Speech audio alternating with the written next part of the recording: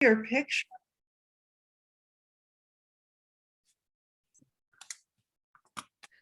Here we go again.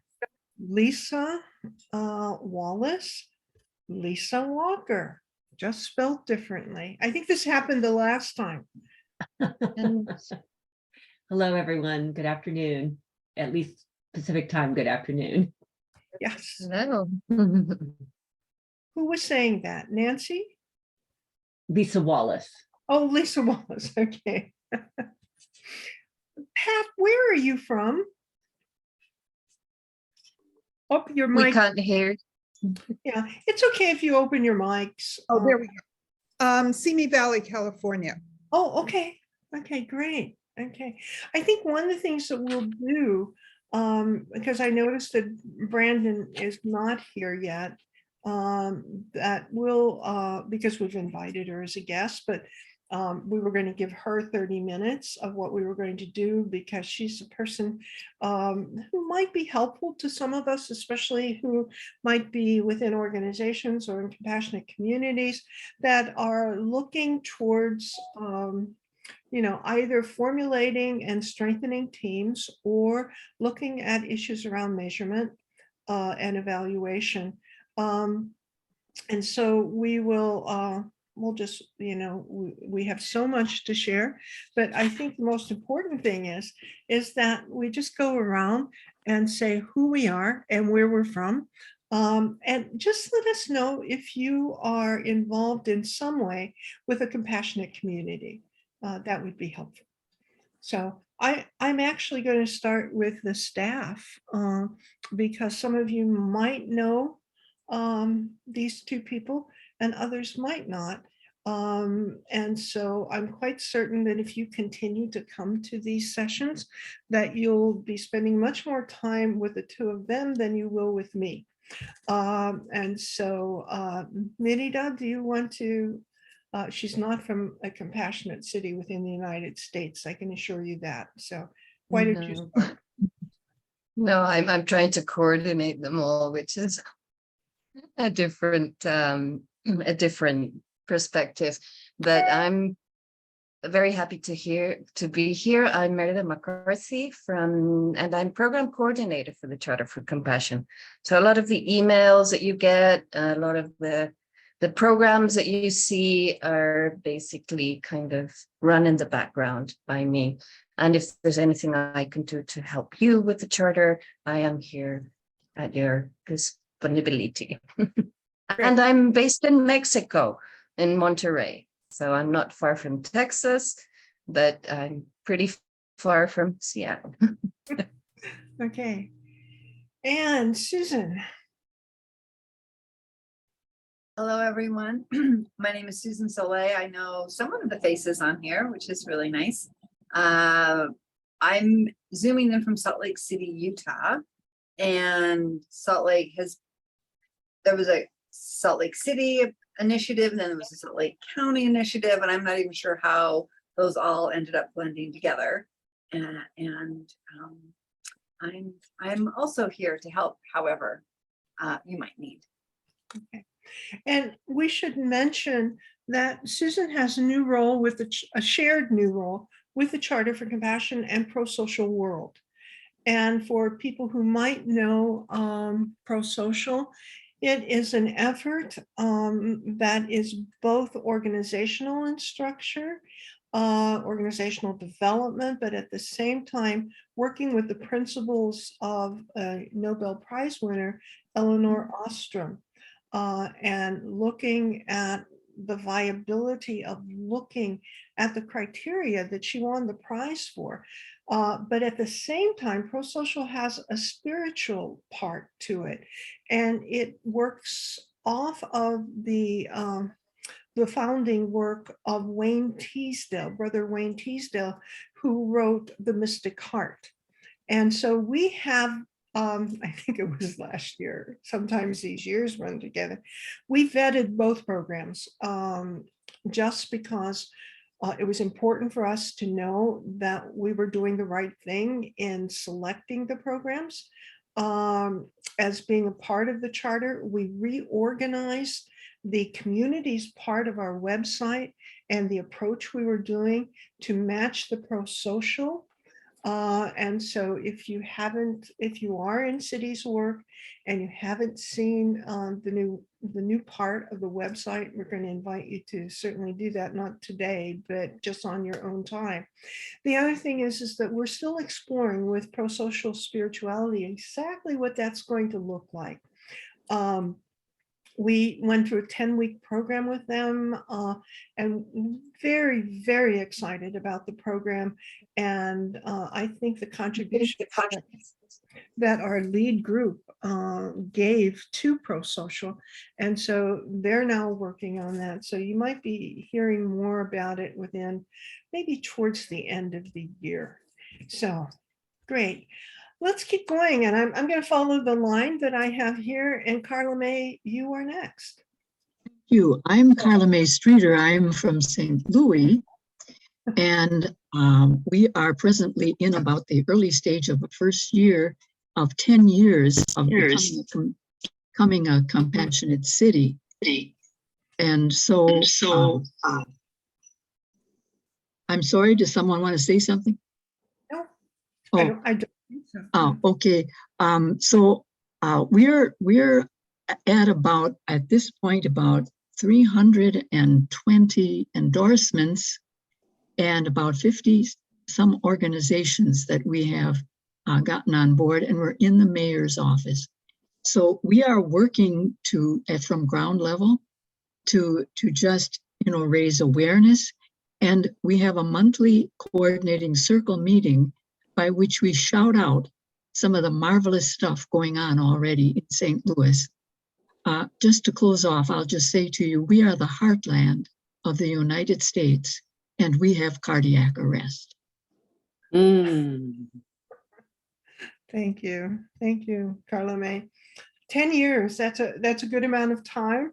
And it took San Antonio, by the way, 10 years to move from its grassroots to the affirmation of the Charter for Compassion.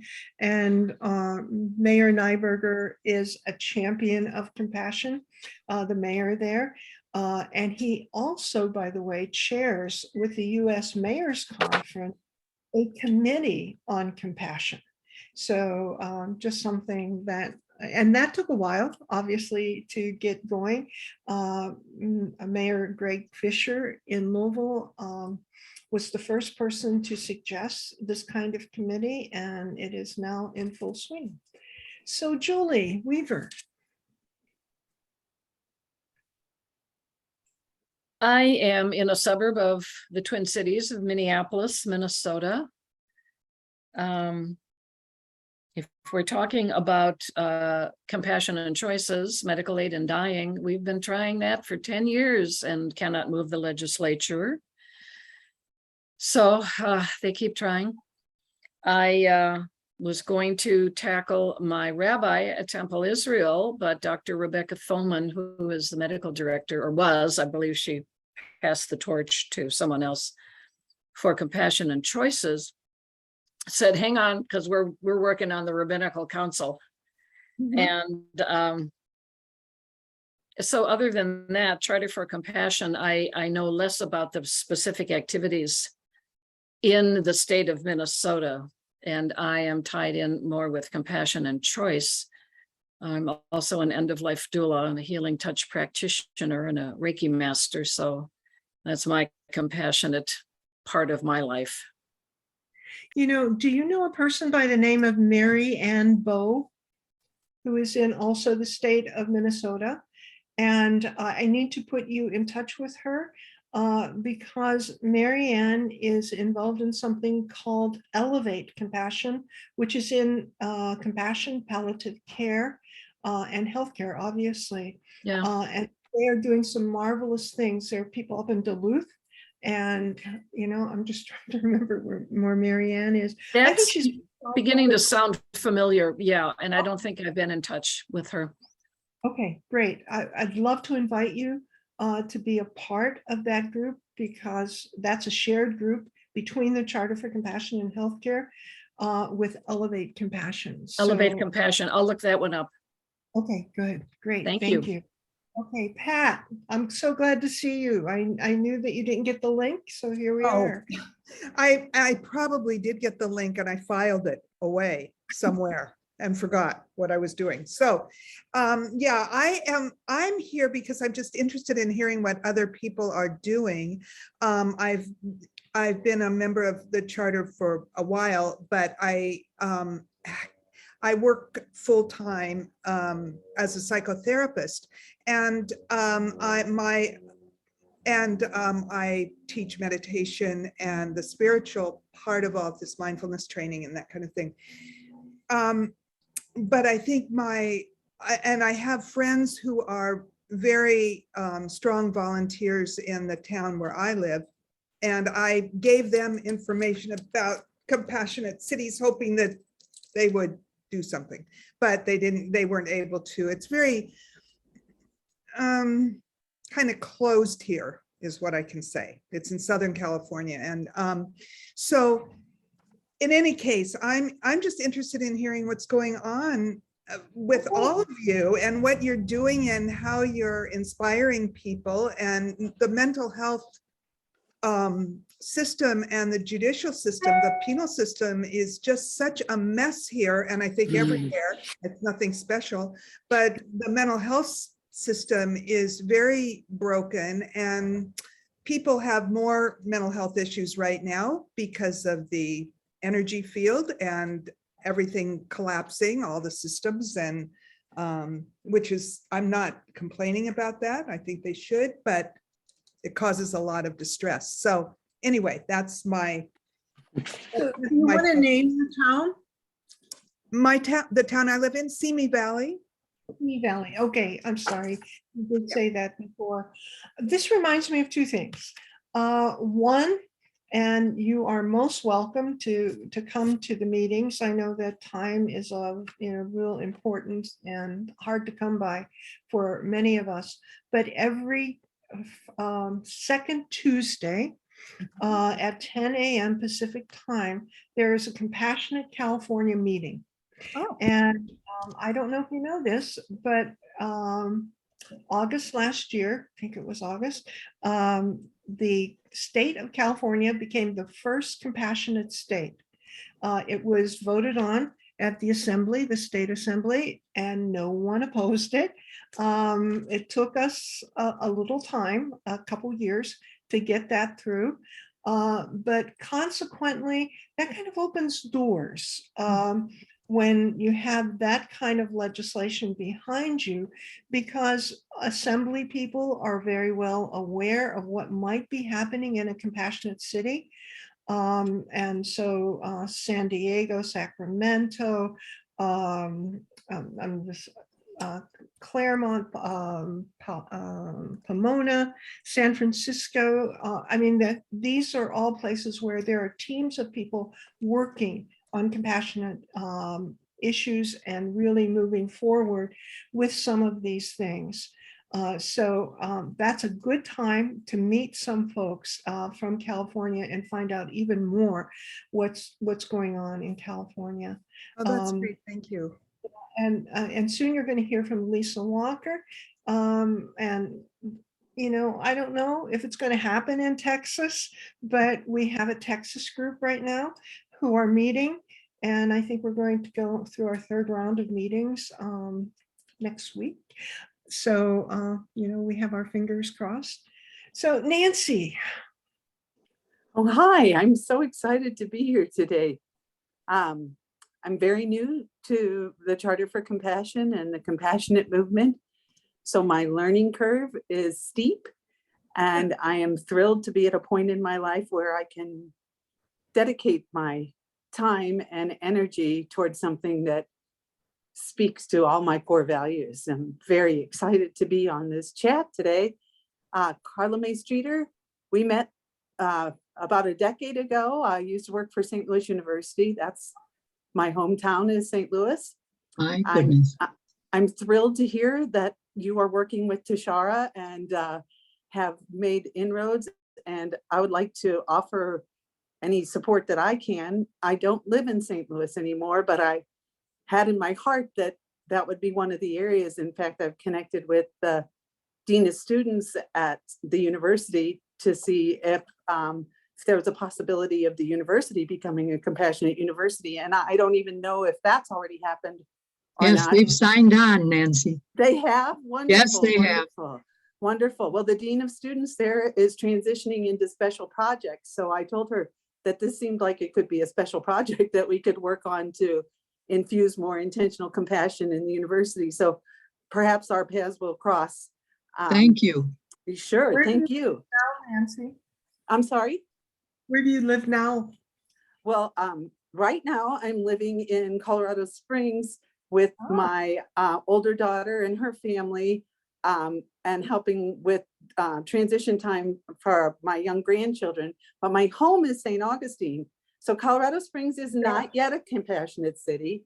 St. Augustine is, and I'm very excited. That's where I actually learned initially about the compassionate movement. And as time allowed, I just started to explore and expose myself to more opportunities within the compassionate movement. And I have submitted my application, if you will, to be a volunteer for something. My experience at St. Louis University, which is where I had the last half of my career, was developing programs and initiatives. And so I really love event planning and things like that. And it seems like there are tremendous opportunities within that. And I also, when I was in college in Springfield, Missouri, I had the great gift of getting to establish a chapter of Gamma Phi Beta on our college campus with 6 other women. And I was also wondering if there are any compassionate sororities out there yet. And if not, I would like an opportunity to inspire or at least provide the information and pathway for Gamma Phi Beta to perhaps become a compassionate sorority. Okay, that is wonderful. And we know your email, so Merida is going to get in touch with you so that we can have a private chat, because that would be wonderful. We do have one sorority that's also that we've been talking with, so who knows, good things can happen. Lisa. Me, right? Or which one? Yeah, which Lisa would you like? I'm sorry, Lisa Walker in Austin. Okay. Hi, everybody. It's good to see you, Lisa Wallace. I guess we pair up sometimes. So anyway, I'm happy to be here. I'm from Austin, Texas. Looks like Bruce here is from Austin, and we need to connect more, it seems like, Bruce. So happy to see you on this call. I'm kind of what you would call, I guess, the founder of Compassionate Austin. Started it up, and we do have a city resolution, and we have a very different model, I guess, but it seems sort of similar to what you have in St. Louis, but you guys are going great with your work. We're trying to do similar. We don't really have regular meetings. Mostly it's trying to elevate all the great stuff happening in Austin, which is quite a bit, but also identifying the gaps and how we can point people to those and get them engaged. And we have a pretty good engagement in social media realms, and I have a newsletter, and we're also connecting with the other compassionate cities, trying to see some ways that we can build on what we're doing and connect with other cities in Texas. So lots happening, but a little different model. We don't have an organization yet or anything like that. Very open to people joining up and offering those abilities to us. So Great. Bruce, we might as well keep it in Austin. Okay, my name's Bruce Kravitz. I live in Austin, been here since 1991. Since 2015, I'm a professional peacemaker, meaning I'm a professional mediator. No, I am not a lawyer.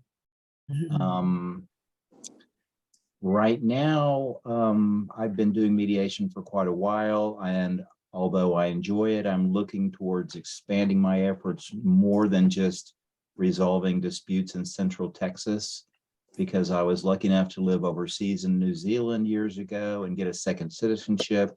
I very much believe I'm kind of more a citizen of the world than I am an American or even an Austinite.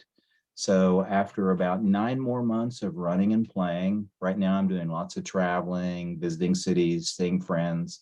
After about 9 more months of that, I'm going to plug into some way to do some more peacemaking. And as a result, I've been looking at a lot of different organizations, like this one, Mediators Beyond Borders International. There's a domestic organization called Braver Angels. There's another organization, DPACE. There's Nonviolent Communication. There is so many organizations doing so many somewhat overlapping but different. I'm trying to figure out if I should get plugged in or how I should get plugged in, because there's a great need for a more peaceful community and world. And I'm just trying to figure out when I'm done running and playing where I want to plug myself into.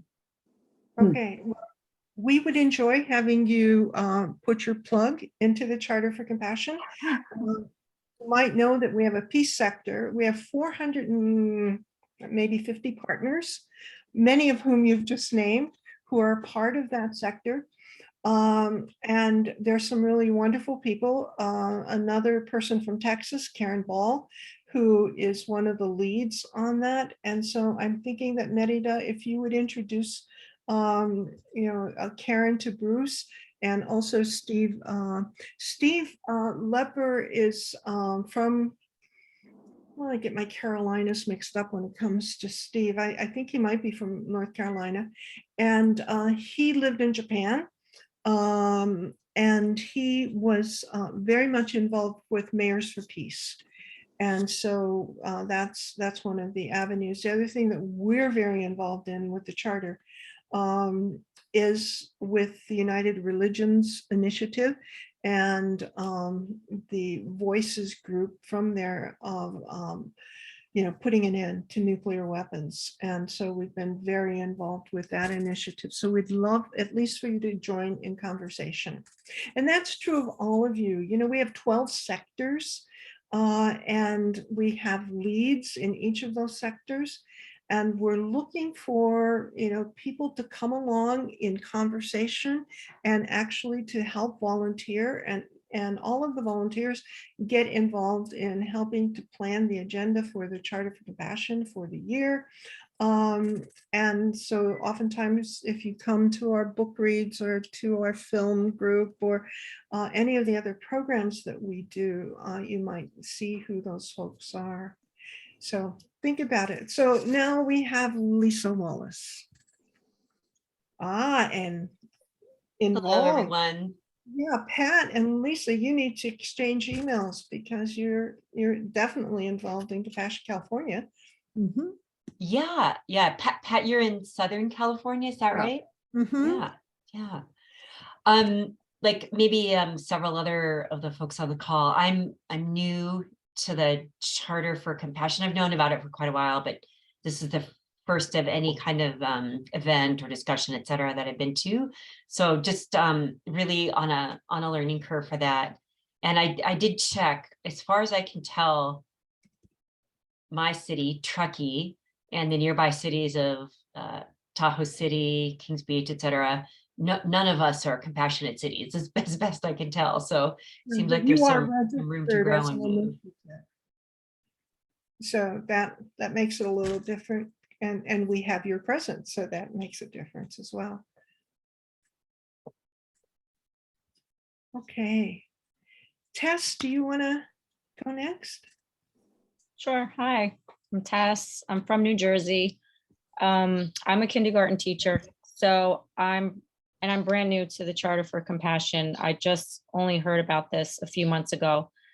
And I guess I'm looking for ways to integrate this into not only my classroom, but my school and my relationships with the parents and the families that I serve. And yeah, so I'm really excited to, just hearing that there are compassionate cities sounds so amazing to me.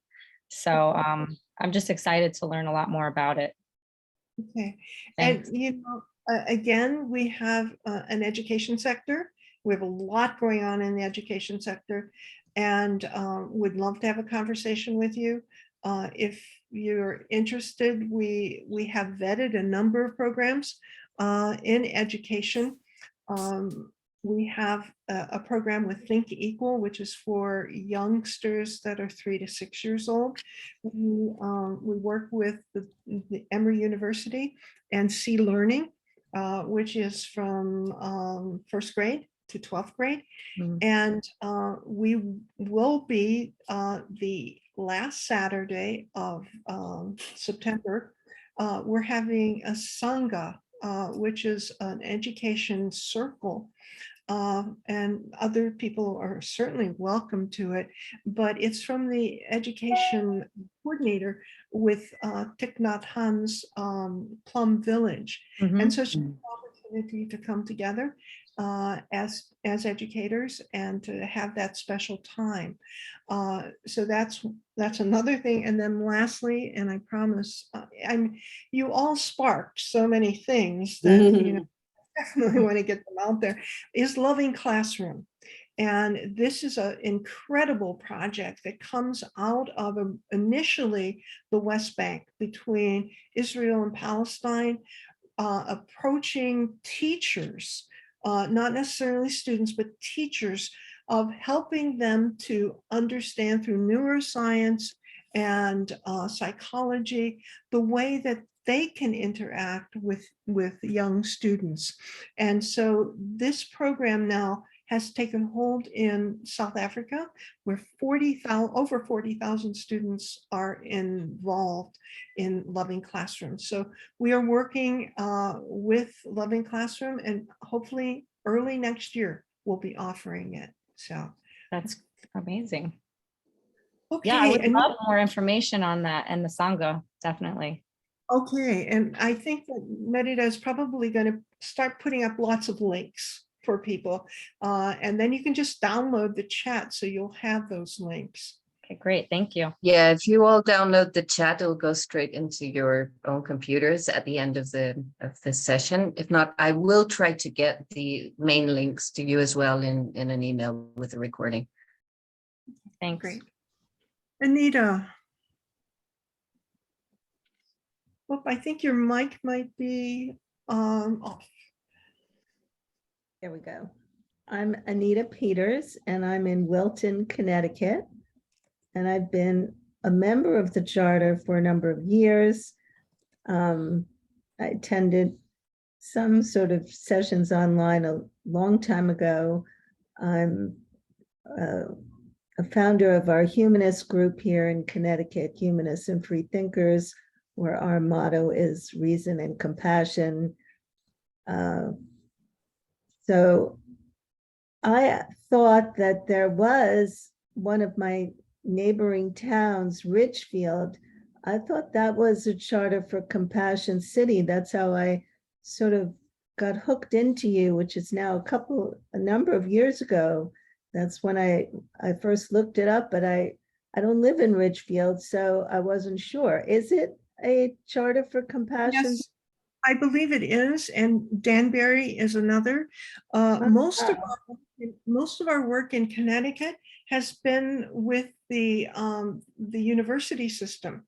So Connecticut is the only state that we have where all of the state universities are compassionate universities.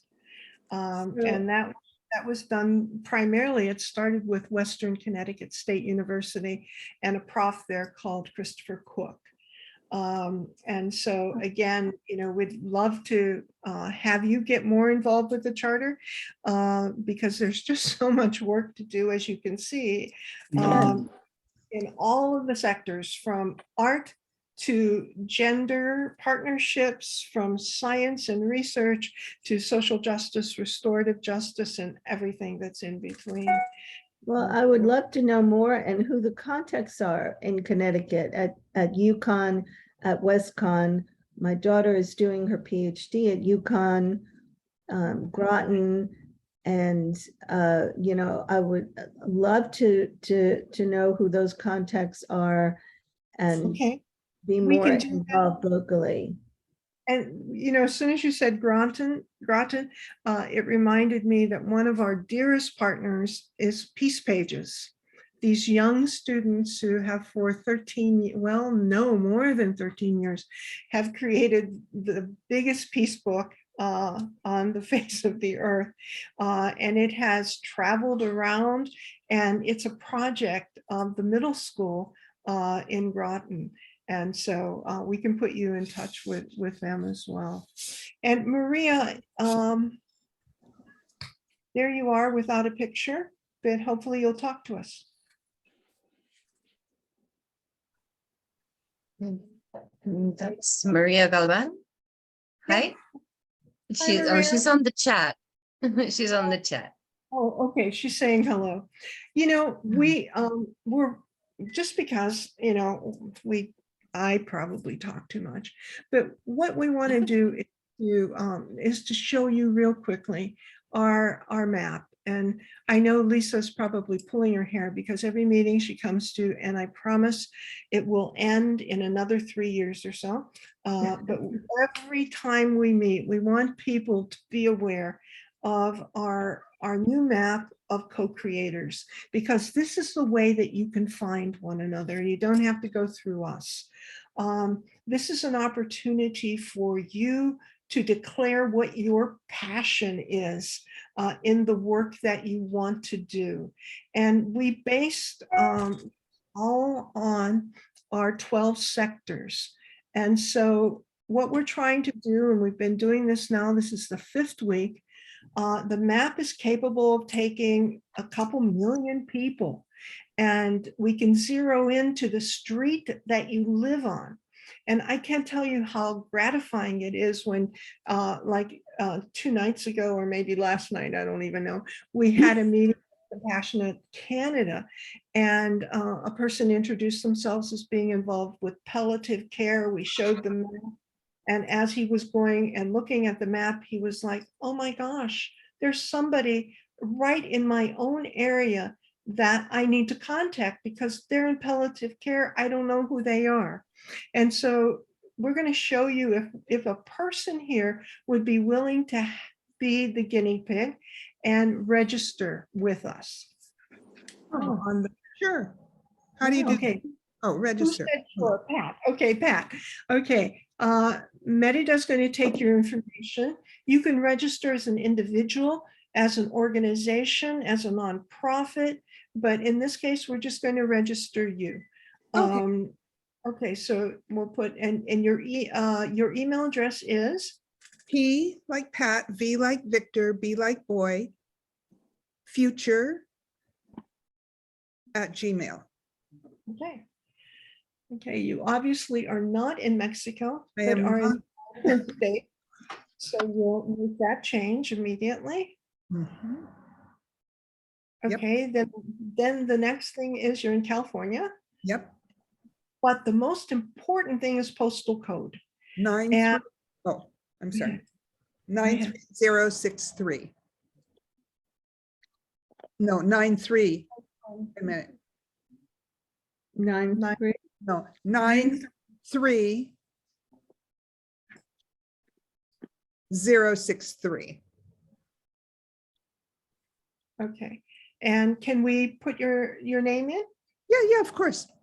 Okay, good. Van Buskirk, V like Victor, AN, capital B like boy, US, KIRK. That's a good Dutch name, isn't it? It is sort of Pennsylvania Dutch, I think. I heard, I don't know. Yeah. Okay.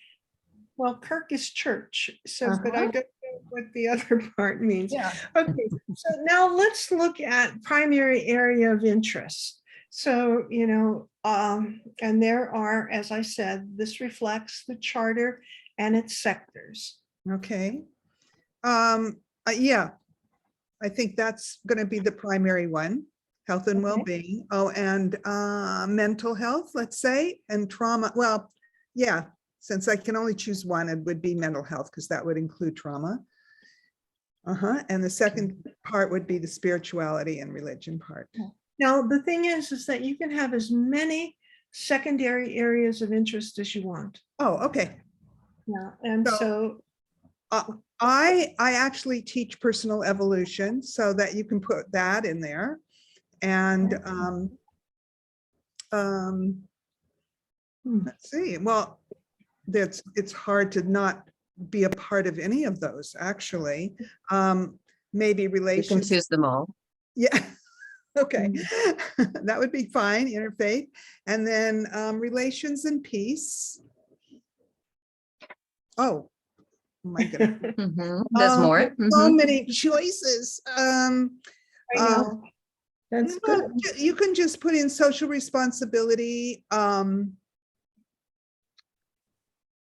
And yeah, peace education, I think would be good.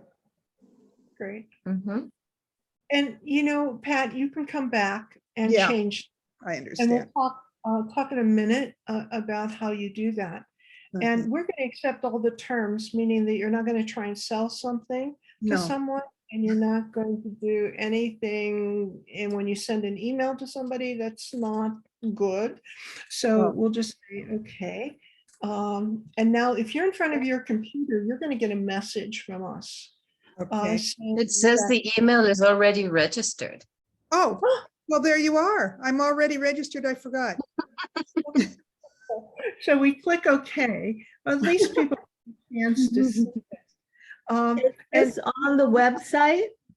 it is is that on. And Okay. Merida will make certain that she puts this there. It puts the link in for you.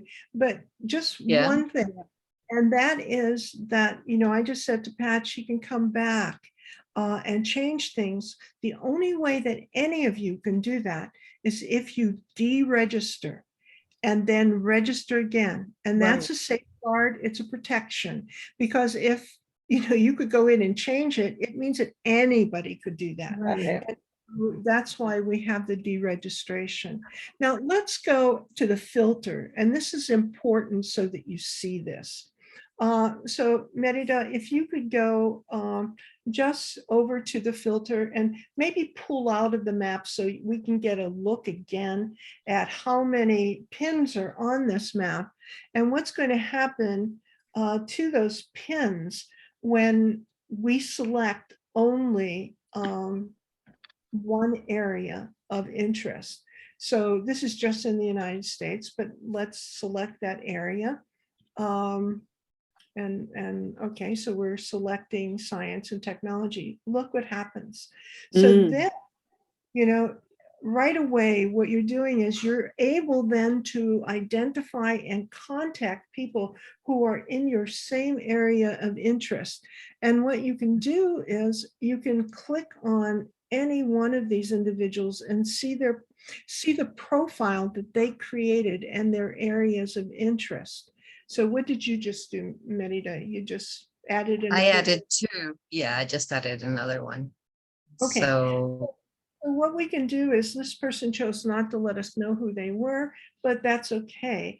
But if we look at you know, their spirituality and religion part, and they're interested in governance and committee, and you might say, okay, I might like to contact that person. Now, why would you it's really contact- interesting because this person is from the College of Barbara Marx Hubbard, content curator of humanities team, sociocratic circle facilitator. So we might want to select them.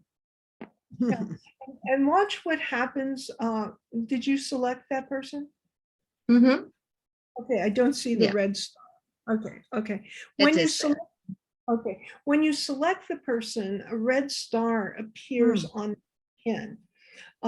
And so that's an opportunity for, you know, you to be able to engage with them. So it's very small, but you now see that what happened in the navigation bar is that send an invitation came up. So if you have an idea, if you have a new program, if you're thinking about starting something, then you can go and see who might be like-minded. It might be a regional thing, or it could be a global adventure. And so that what happens is you put your own email address in there. You have no idea who anyone's email address is. You send this message and then they can respond to you. Contact you. And it's wonderful, as I say, when we go to these meetings, that we have an opportunity for people to say, you know what? I'm now working with somebody who's on the map, or I found them on the map. And so, we're hoping that by the end of the year, we'll have thousands of people on this map. And we do hope that you will take some time and to look at this. And Merida will put up the link on our website so that you can not only see the map, but you can also see all the instructions for the map. So I just wanted to make certain that we saw that. Now Brandon is here, and I'm talking very quickly because I told her we would have 30 minutes, and now we're down to 20 minutes. So Brandon, my apologies. And Merida, if you could just get us back to the full screen. Okay. And there's Brandon with the blonde hair right there. And we've been working with Brandon and another person with whom she's been working with, John Keating, for a number of years. And Brandon is involved in a group called Unify. And she has a lot of experience in grassroots. She has a lot of experience in looking at measurement, evaluation, and team building, and all sorts of things. I have a very long paragraph to introduce her, but I'm going to just say, Brandon, I'm turning this over to you with apologies. And we could, if there's a lot of interest in some of the things you're talking about, the next time we meet, we'll certainly continue. Yeah, well, and no apology needed. It was such a great pleasure to hear everybody's introductions and what folks are thinking about and working on. And I love seeing your map every time I see it. Maps with humans noted on them are like my love language. I used to work in electoral politics, and I'm a community organizer by background. So people in place with interests is like with a mechanism to connect to compassionate activity. What could be better? So it's all been oxygen to me. And thank you so much for having me here. It's my great pleasure to be in a virtual room of people who are working to create compassionate communities. That's something that's not only near and dear to my heart personally, but also to our organization Unify, which is spelled funny, as my name is spelled funny, lots of extra Y's running around. It's YOUNIFY, and I'll put it in the chat.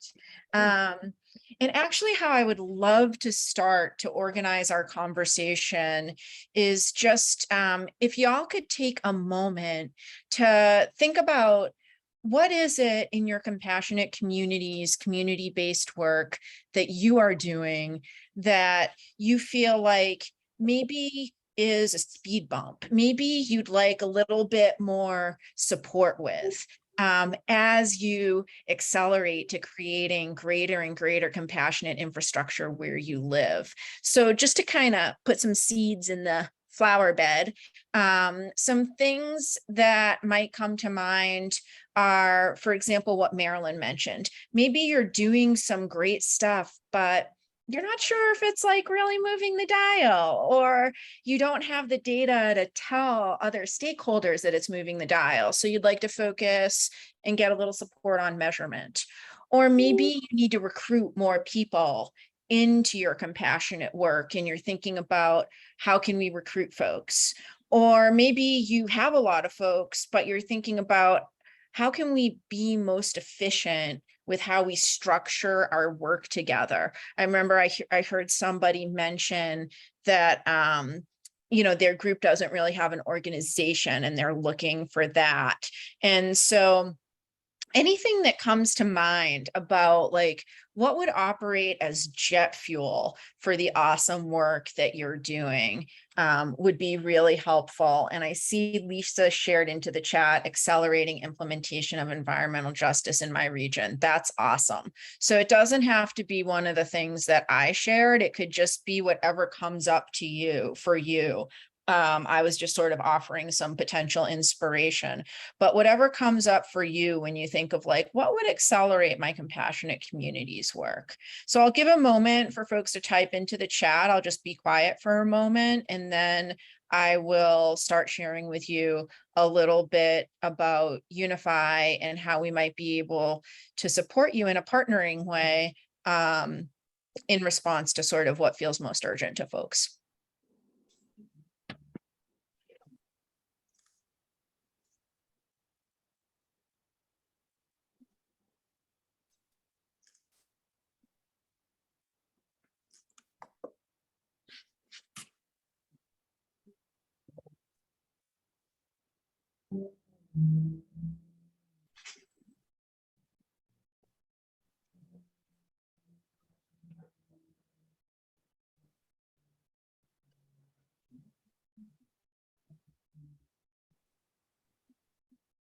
Awesome. I see some great ones here. Recruiting leadership for ongoing sustainability of the Compassionate Austin movement, inspiring people to action.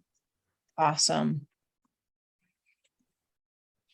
So I'm going to go ahead and start sharing a little bit. If things come to mind in that vein for folks, please continue sharing into the chat. I'm going to give a little quick background about what Unify is and what we're up to, and then talk about where we see potential for supporting the great work that y'all are doing. Nancy, I see measuring progress and effectiveness. Fantastic. And Marilyn and Susan, you should feel free to like grab the steering wheel and steer me in a direction if you feel like there's a way that I could be more targeted or useful in what I'm sharing.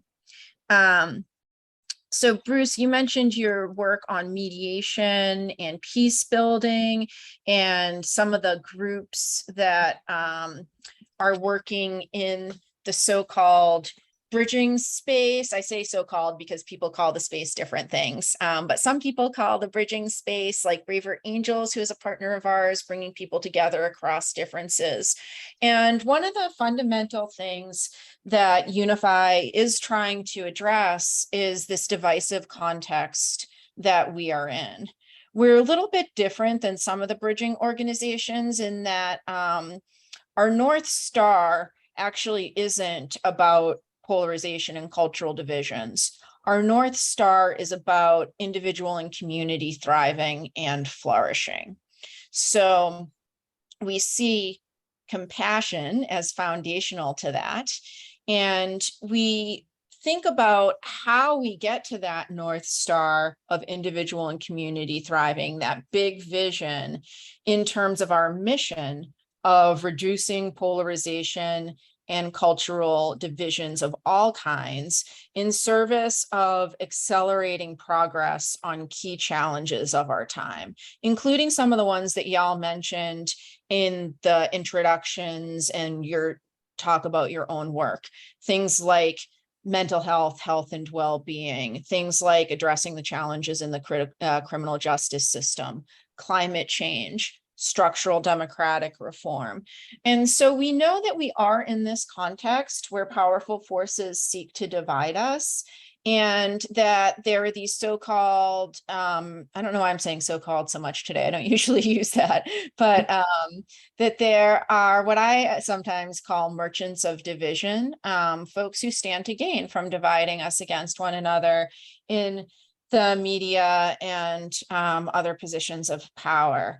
And this overarching message of pitting people against one another can obscure what we know is true under the surface, which is that over 70% of Americans agree on solutions to key challenges of our time. And along with that, even more Americans hold shared values.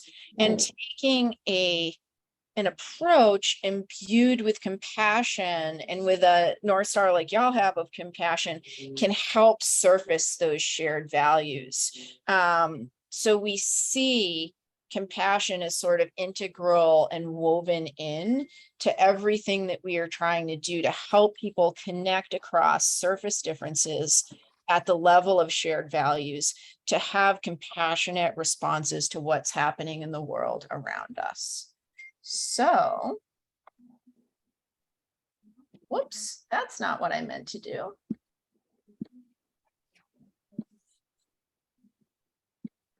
So how do we do that? I'm going to skate past a few slides and just share a little bit about our structure, and then I'll just so you have the background, and then I'll get into the nitty gritty of how that might relate to your work and to partnering.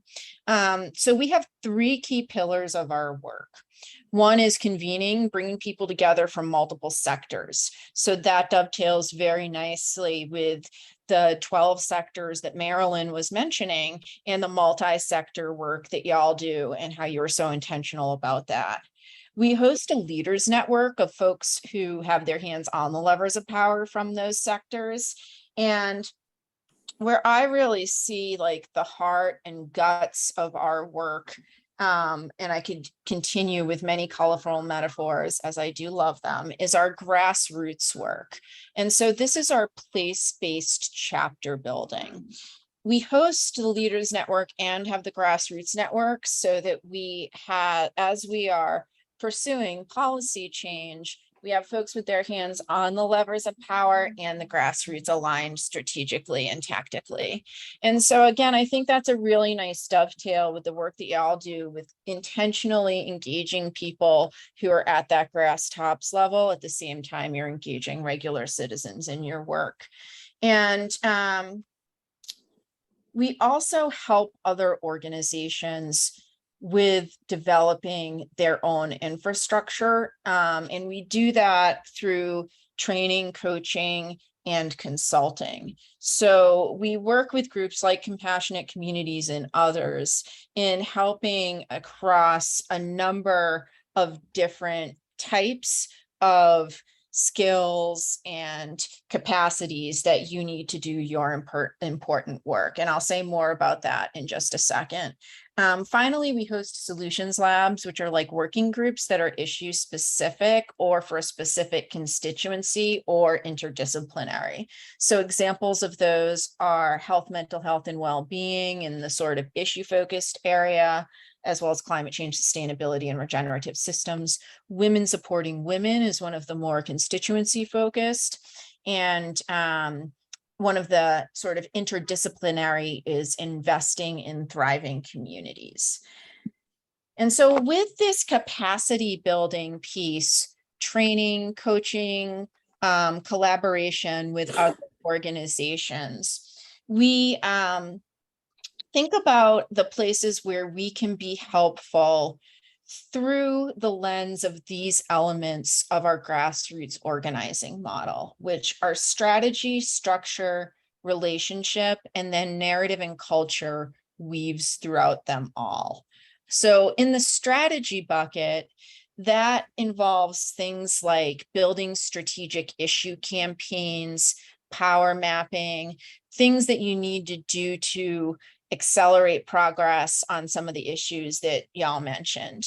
In the structure category, that's like, and the person who mentioned, you know, we are looking for organization. That's a structure category. It's how do we either form a chapter structure or leverage somebody else's in a way that is scalable and that uses everybody's time really efficiently and effectively.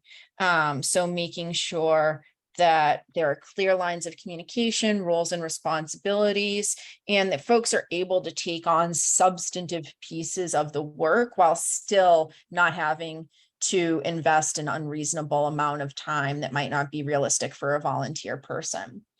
In the relationship category, we have things like story of self, story of us, story of now, one-to-one meetings, things that are about volunteer recruitment and engagement.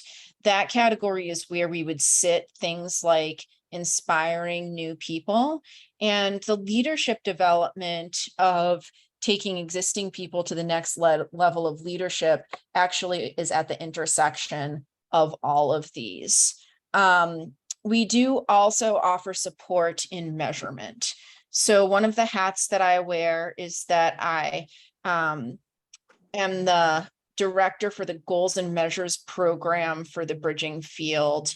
That means that for about 400 bridging organizations, I'm helping to develop measurement framework and tools and train and coach them on that. And that's also something that I've done historically for about 20 years. It makes me feel old to say that, a little over 20 years, number keeps getting bigger, with one foot really in that grassroots leadership development movement building piece, and another foot in the piece around then how do we measure the impact of what we are doing. And there also is, throughout all the work, an equity and inclusion lens. So a lot of times we work with folks on how do we come together across differences to surface and meet our shared goals, which is helpful in a number of different ways. So I'm going to stop my screen share now and just quickly mention, so Lisa, that accelerating the implementation of environmental justice, that would sort of partially be in the sort of strategy bucket and building strategic issue campaigns, but we also have a number of things that we offer support on in the other buckets that feed into accelerating that process, whether it be mapping your community or mapping personal networks, figuring out how to bring new people in. It's all a little bit interrelated, but there are a number of different offerings that we have that could support that. Similarly, Anita, with your inspiring people into action, as I mentioned, that's really in that narrative bucket.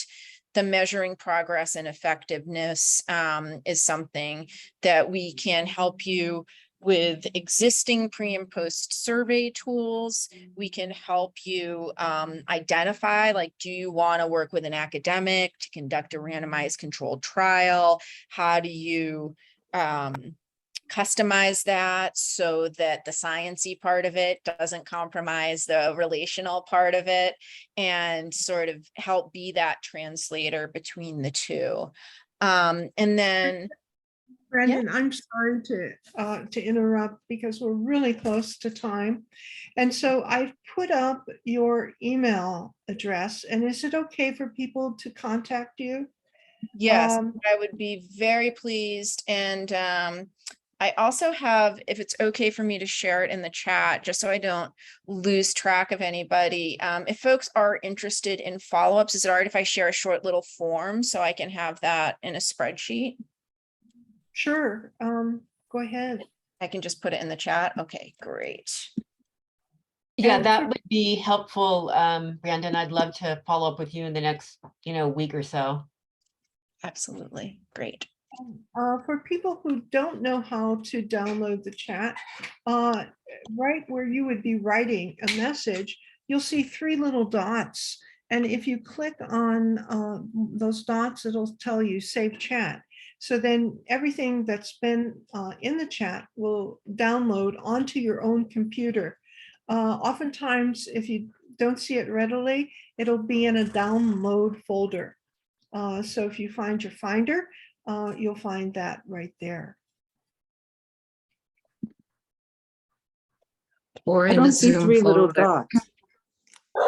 Right when if you were going to write something to someone, Mhm. and you click where it says type message here, if you click for your cursor to appear, right above that on the far right, there are 3 dots.